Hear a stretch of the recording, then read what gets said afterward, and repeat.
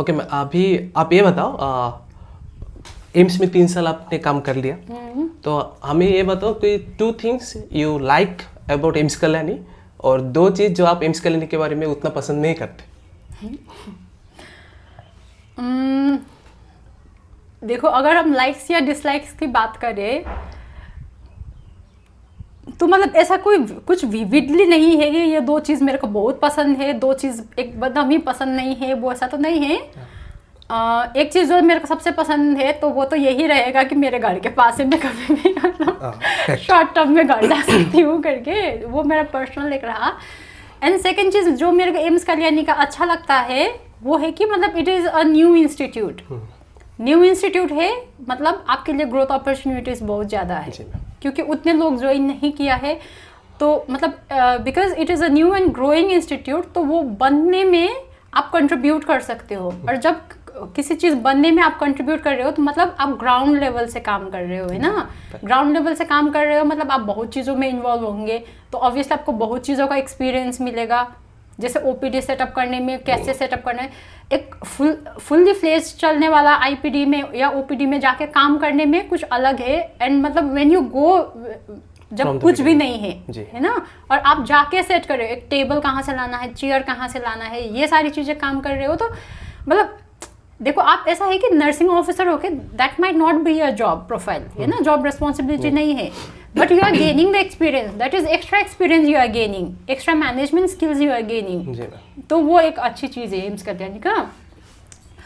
और जो 2 डिसलाइक वाली बात आती है अगर, तो डिसलाइक में ऐसा कुछ नहीं है। अगर मैं पर्सनली बोलूँ तो उतना डिसलाइक में ऐसा कुछ भी नहीं है। देखो अभी हमारा नर्सिंग का बॉडी उतना फॉर्म नहीं हुआ है एम्स कल्याणी में, बट I cannot say कि I dislike about it because I know that it is a growing institute and I cannot expect अभी वो सारी चीज़ें है ना, अभी slowly बिल्ड होगा नर्सिंग का, अपना एडमिनिस्ट्रेशन बिल्ड होगा, slowly सारी चीज़ें बिल्ड होगा।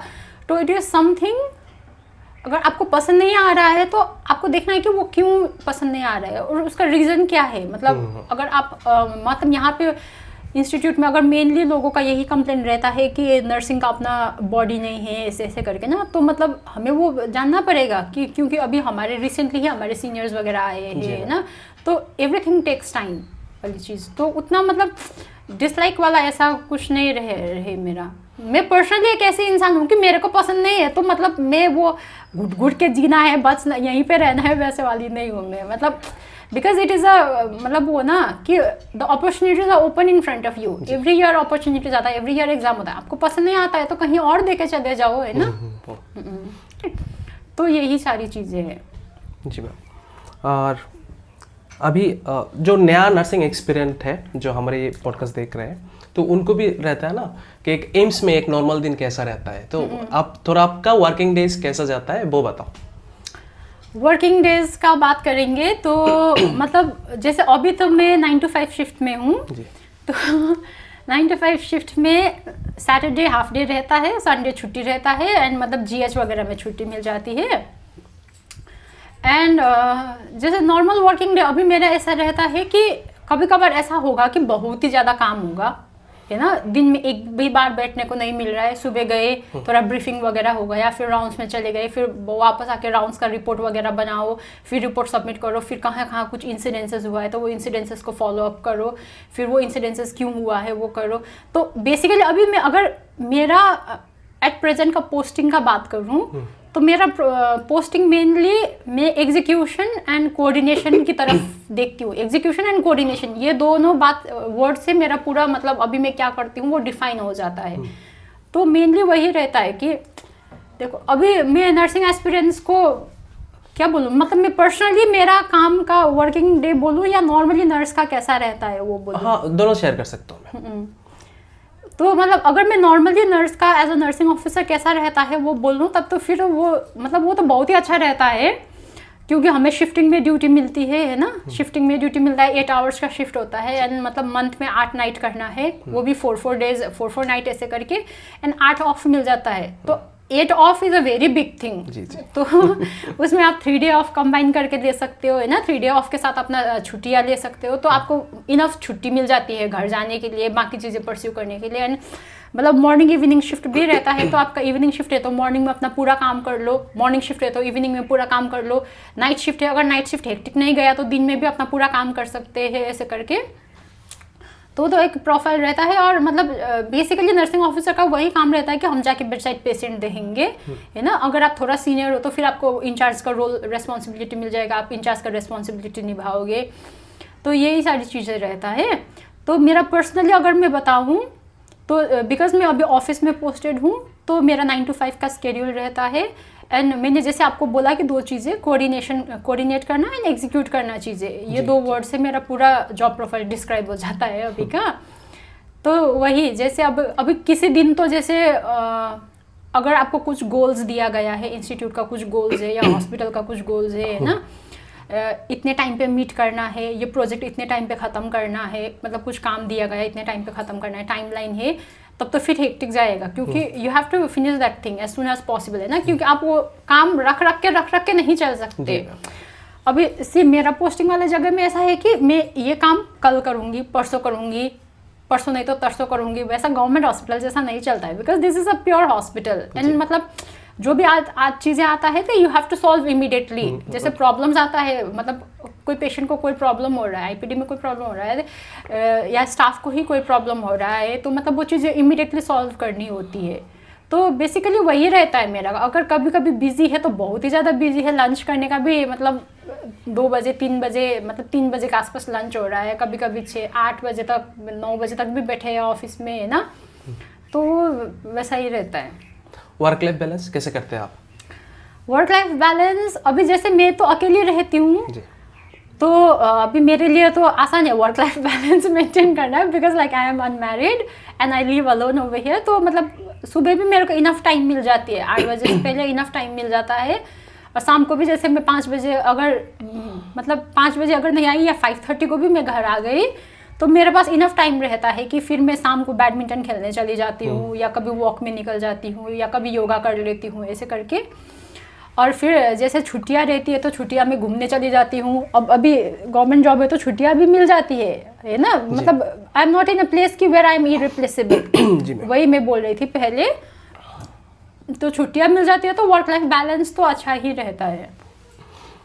मैम अभी नॉर्थ की वजह से हम लोग को 80-20 रेशियो का सामना करना हो रहा है। जैसे कि 80% seats are reserve for only female and 20% seats are reserve for mail.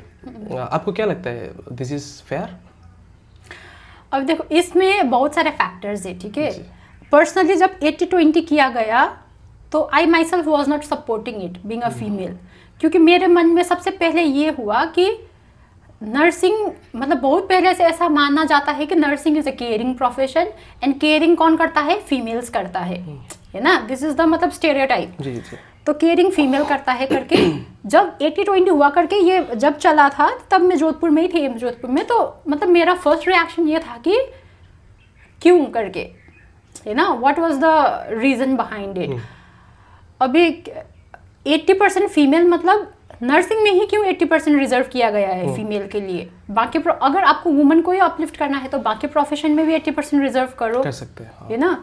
मतलब नर्सिंग में आप 80% रिजर्व कर रहे हो, मतलब आप तो वो स्टीरियोटाइप को और प्रमोट कर रहे हो ना, कि मतलब ये तो लड़कियों का ही काम है, हाँ। बस लड़कियों का काम नहीं है नर्सिंग।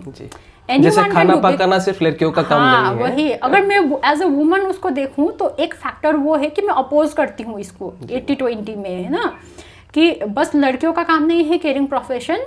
तो बाकी अगर आप रिजर्वेशन ही देना है तो बाकी चीज़ों में भी रिजर्वेशन दो, बाकी जॉब्स में भी रिजर्वेशन दो, ऐसे करके ना। ऑल्दो बहुत सारे जॉब्स में अभी निकल गया है, मतलब लड़कियों को रिजर्वेशन मिलने लगे। तो मेरा फर्स्ट पॉइंट ऑफ व्यू वो था। लेकिन अगर मैं आपको अभी बात करूँ और बाकी चीज़ें भी बोलूँ तो अभी क्या है कि मतलब रिसेंटली ही मैं एक पॉडकास्ट सुन रही थी और उसमें भी ये था कि जैसे लड़कियां इंडिया में, है ना, अनपेड जॉब ज़्यादा करती है कंपेयर टू मेन। 10 टाइम्स ज़्यादा इंडिया में करती है, एंड ग्लोबली 3 टाइम्स ज़्यादा करती है लड़कियां अनपेड जॉब। तो क्योंकि ये लड़कियां अनपेड जॉब में ज़्यादा है तो पेड प्रोफेशंस में लड़कियां नहीं आ पा रही है ऊपर, है ना। लड़कियां पढ़ तो रही है, अगर हम पहले से देखें और अभी देखें तो लड़कियां काफ़ी ज़्यादा एजुकेटेड है अभी, ग्रेजुएशन लेवल में बहुत ज़्यादा लड़कियां है, लेकिन ग्रेजुएट करने के बाद भी लड़कियां काम नहीं कर पा रही है। तो उसके बहुत सारे रीजंस है, जैसे नाइट शिफ्ट ज़्यादा होगा या दूर जाना पड़ेगा काम करने के लिए, अब घर से कोई दूर जाने नहीं देते, मतलब there are so many factors है ना ऐसे वो जो इन्फ्लुएंस करता है, और मतलब लड़कियां उतना उभर के ऊपर नहीं आ पाती है। तो इसमें जैसे बहुत सारे फैक्टर्स होगा, एक तो वाई ओनली वुमन वाली चीज़ भी आ जाती है, जैसे मैंने पहले बोला कि because since it is a caring profession that's why you are giving 80% to woman, ऐसे करके वो वाली एक बात भी आ जाती है। और दूसरा देखूँ तो अब फिर मेल्स का क्या होगा, जो मेल नर्सेज आ रहे थे अभी, क्योंकि मेल नर्सेज नर्सिंग में आने के बाद नर्सिंग काफ़ी मतलब नर्सिंग का मतलब नज़रिया थोड़ा चेंज हुआ है, ये हम मतलब रेफ्यूज़ नहीं कर सकते है ना। काफ़ी चीज़ों में नर्सिंग मतलब जैसे हमारे मेल नर्सेज आगे जाके बोलते हैं, मतलब फीमेल का थोड़ा ऐसा रहता है कि मतलब हम थोड़ा चुप रहते हैं, थोड़ा सहते हैं हम लोग, लेकिन मेल्स उतना नहीं सहते। तो मतलब काफ़ी हुआ है ऐसा कि मेल नर्सेज ने हमारे सेंटर में जाके भी काफ़ी चीज़ें डिमांड किया नर्सेज के लिए, है ना, मतलब इंडिया लेवल में, नेशनल लेवल में किया, तो काफ़ी अपलिफ्ट हुआ है। तो फिर दूसरा ये रहता है कि फिर हमारा मेल नर्सेस क्या करेंगे वाली चीज़, 80-20 का रिजर्वेशन है तो, है ना, 20% ही मेल है, तो फिर अगर ऐसा है तो फिर हमने इंस्टीट्यूट में भी मेल नर्सेस लेना बंद किया या नहीं, क्योंकि अगर आप मेल नर्सेस को बीएससी नर्सिंग करा रहे हो, जीएनएम करा रहे हो, तो लेकिन जॉब आने के टाइम पे आप उनको बस 20% रिजर्वेशन दे रहे हो, तो फिर वहाँ पे भी लेना बंद करना पड़ेगा ना आपको। कॉलेज में भी एडमिशन 20% कॉलेज में ही नहीं लेंगे। अब कॉलेज में लेके पढ़ लिया, बेचारों को पता लग रहा है कि इधर तो 20% रिजर्वेशन है, तो मुश्किल हो गया। तो वो भी अंडरस्टैंडेबल है, ठीक है।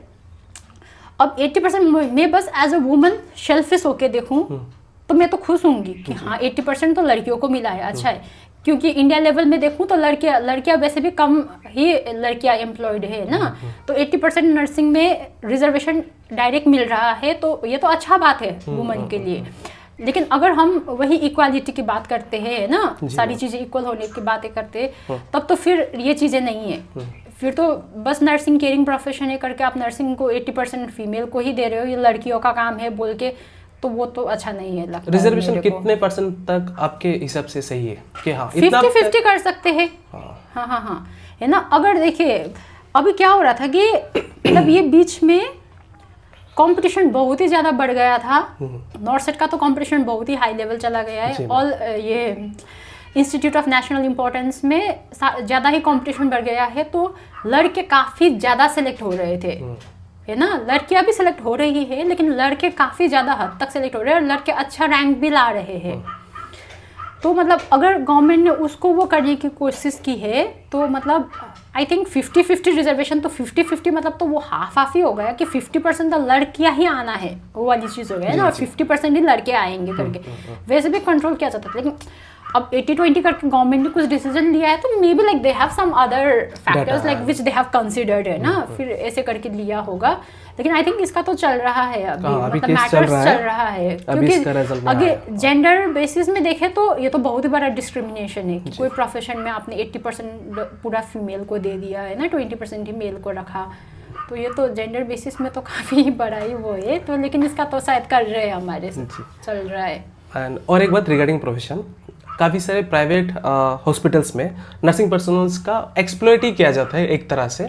एक तो सैलरी कम दिया जाता है, ऊपर से जो काम उनका नहीं है वो काम भी उनसे करवाया जाता है। जैसे कि फॉर एग्जांपल कोई भी काम छोटा बड़ा नहीं होता, लेकिन पेशेंट का अभी सुसु कर रहे हैं, पोटी कर रहे हैं, पेशेंट को शेव कराना, ये शायद नर्सिंग प्रोफेशनल्स का काम नहीं है, लेकिन फिर भी करवाया जाता है। इस पे आपने ऐसा एक्सपीरियंस किया है? देखिए मैं मेदांता में काम कर रही हूँ, मैं खुद ही एक प्राइवेट इंस्टीट्यूट से मैंने अपना करियर स्टार्ट किया है, तो I have personally underwent that phase, ठीक है, मैं सब करके आई हूँ। लेकिन उसमें क्या रहता है, मतलब अगर आप नर्सिंग को आपने इसलिए एम्प्लॉय किया है कि बस केयरिंग का जॉब करना है, तब तो फिर वो बस उसी में लगा रहेगा। तो ये वही है ना कि आप छोटे छोटे चीज़ों में लगते रहोगे तो आप बड़ी चीज़ कर ही नहीं पाओगे ज़िंदगी में। वही चीज़ें यहाँ पे भी इम्प्लाई होता है कि आप अगर पेशेंट को देखो अगर हम साइंटिफिकली देखें ना तो पेशेंट का, जैसे आपने पेशेंट को डायपर पहनाया है, पेशेंट का डायपर क्यों टाइम पे चेंज होना है, पेशेंट ने पॉटी किया है तो उसका क्यों टाइम पे पॉटी साफ होना है, पेशेंट को क्यों पोजीशन चेंज करना है, ये सारे के पीछे साइंटिफिक रीजन है why we have to change. क्योंकि रैशेज हो जाएगा, डर्माटाइटिस हो जाएगा पेशेंट को, है ना, बेड सोर हो जाएगा पेशेंट को, ये सारी चीज़ें हैं जो नर्सिंग के दायरे के अंडर आता है ये ना, कि हमें करना चाहिए वो। लेकिन क्या वो आपको ही जाके पर्सनली ऐसे ऐसे करके करना है क्या करके, लेकिन उसमें आप असिस्टेंट मांग सकते हो। इसीलिए नर्सिंग असिस्टेंट हर एक हॉस्पिटल में प्रोवाइड किया जाता है अभी। जैसे प्राइवेट हॉस्पिटल में भी देखोगे तो जनरल ड्यूटी असिस्टेंट करके होता है, और हमारे हॉस्पिटल में भी देखोगे तो हॉस्पिटल असिस्टेंट या ward boy, ward girl, nursing assistant करके ही आया जाता है, जो हमें असिस्ट करेगा वो काम करने के लिए। तो वही चीज़ें हैं ना, जैसे आप अगर लेवल्स में देखो तो आप अगर पेशेंट का टट्टी पेशाब पहुँचने में लगे गए तो आपका क्रिटिकल थिंकिंग कौन करेगा जी। है ना, एक हम दूसरे से करवाया जा सकता है। नर्सिंग केयर प्लान कौन बनाएगा आपका, पेशेंट को इवैल्यूएट, आपने कुछ इम्प्लीमेंट किया उसका इवैल्यूएशन कौन देखेगा, है ना। लेकिन अभी इसमें ये चीज़ हमें देखना है कि आपका वो वाला काम कोई और नर्सिंग असिस्टेंट आके आपका सारा कर रहा है तो आप बाकी चीज़ें कर रहे हो या नहीं, लेकिन वो वाली चीज़ें देखना है। अगर आपने नर्सिंग असिस्टेंट को लगाया, पेशेंट पोजीशनिंग करो, ये करो वो करो करके आपने उसको सिखाया है, आपने उसको लगाया है ना, वो लोग कुछ हद तक ट्रेनिंग करके ही आते हैं, उनको लगाया, इसका मतलब ये नहीं कि आपने उनको लगाया आप फ्री हो, आप बस जाके आराम से बैठे हो ऐसे करके। तो लेकिन you equally have to involve yourself in the patient care. आपने उसको लगा के वो टाइम से आप फ्री हुए तो वो टाइम आप इक्वली वो पेशेंट का डेवलपमेंट के लिए लगा रहे हो या नहीं, है ना, उसका केयर प्लान बनाने में या उसका कुछ है डॉक्टर के साथ डिस्कस करने में, या कुछ मतलब क्रिटिकल वैल्यूज़ है उसके अगेंस्ट कुछ इंटरवेंशन करना है वो डॉक्टर के साथ डिस्कस कर रहे हो, तो वो वाली चीज़ आ जाती है। मतलब नर्सिंग असिस्टेंट का काम तो है, नर्सिंग असिस्टेंट करेगा, लेकिन आप वो काम उससे करवा के you have to do something better for the patient, मतलब इसीलिए आप हो, इसीलिए आप हो, यस इसीलिए आप हो। सही सही सही। क्योंकि आप छोटी छोटी चीज़ें करते रहोगे तो देखो आपके पास 6 पेशेंट मिला है, उसमें 4 अगर बेड रिडन पेशेंट है तो आप 4 पेशेंट का कपड़े बदलने में लग गए, टट्टी पेशाब कराने में लग गए, वो सारी चीज़ें में लग गए, तो आपके पास टाइम ही कहाँ बचता है, दूसरे टाइम नहीं, बिल्कुल टाइम नहीं बचता है ना। तो इसीलिए वो टाइम मैनेजमेंट भी बहुत मुश्किल चीज़ हो जाती है कि मतलब आपको देखना पड़ेगा कि कौन सा काम आप डेलीगेट कर सकते हो किसी को। लेकिन अगर आपको जैसे बेड रिडन पेशेंट है तो उसका पोजीशन चेंजिंग बहुत इंपॉर्टेंट चीज़ हो जाती है। उसको एयर मैट्रेस लगाया है, वाटर मैट्रेस लगाया है नहीं, फिर मतलब प्रेशर पॉइंट्स में आपने कुछ प्रेशर रिलीव करने के लिए कुछ रखा है, अगर आप वो काम फिर नर्सिंग असिस्टेंट को फुल्ली छोड़ रहे हो तो वो तो अच्छा नहीं है, क्योंकि वो तो साइंटिफिकली प्रूवन वाली चीज़ है ना कि आप क्यों करना है। उसको नर्सिंग असिस्टेंट का आप जितना भी सिखाओगे वो नहीं हो पाएगा। आप उसका हेल्प ले सकते हो, लेकिन वो जाके पोजीशनिंग चेंज करना वो वगैरह करना वो तो खुद करना चाहिए मेरे को लगता है। जी जी जी, हाँ, वेरी फेयर आंसर मैम। जो प्राइवेट हॉस्पिटल में है आप भी नर्सिंग असिस्टेंट्स की मांग कर सकते हैं, और नहीं तो एक ही चांसेस है, मैम ने ऑलरेडी कह दिया है कि अगर आपको अपना जॉब अपना प्लेस पसंद नहीं है तो आपको दूसरे अपॉर्चुनिटीज देखना चाहिए ऑब्वियसली। क्योंकि अभी देखो बहुत ही ज़्यादा अपॉर्चुनिटीज़ है नर्सेस के लिए, तो हम ग्लोबल लेवल में देखें तो बाहर जाओगे आपको बाहर बहुत ही ज़्यादा अच्छा सैलरी मिल रहा है ना, और बाहर डेजिग्नेटेड होता है काम। जैसे नर्सिंग असिस्टेंट का काम है तो वो नर्सिंग असिस्टेंट ही करेगा, आपको नहीं करना पड़ेगा वो काम। तो मतलब वही है, you need to have command over your subject, and आपको खुद ही अपना लेवल बढ़ाना है कि आप वो छोड़ के किसी और चीज़ में जंप कर पाओ। अगर आपको वो पसंद नहीं आ रहा है, अगर आपको कुछ प्रॉब्लम है ही नहीं उसमें, आप कर ही रहे हो तो देखो अभी नर्सिंग प्रोफेशन बहुत बड़ा प्रोफेशन है, इतने सारे लोग हैं नर्सेज, इतना ज़्यादा हॉस्पिटल है।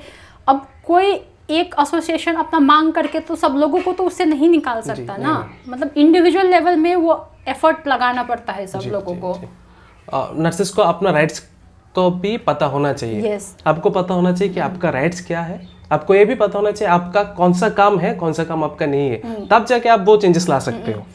फिर उसमें एक चीज़ तो ये है कि मतलब इसमें एक चीज़ ये वाला आ जाता है कि मेरा काम नहीं है बोल के, अगर जैसे आप देखो मेरा पेशेंट है, ठीक है, मेरे को पेशेंट मिला है, मैं नाइट शिफ्ट में हूँ, अब भी मेरे पेशेंट ने पॉटी कर दिया, लेकिन नर्सिंग असिस्टेंट है ही नहीं जॉब में, नाइट ड्यूटी में आया ही नहीं, अब वो मेरे पेशेंट को मैं रात भर तो उसमें नहीं रख सकती ना, क्योंकि कल सुबह तक तो उसका स्किन रैशेज हो जाएगा, उसका डर्मेटाइटिस हो जाएगा, है ना, उसका प्रेशर शोर का चांसेस बढ़ जाएगा।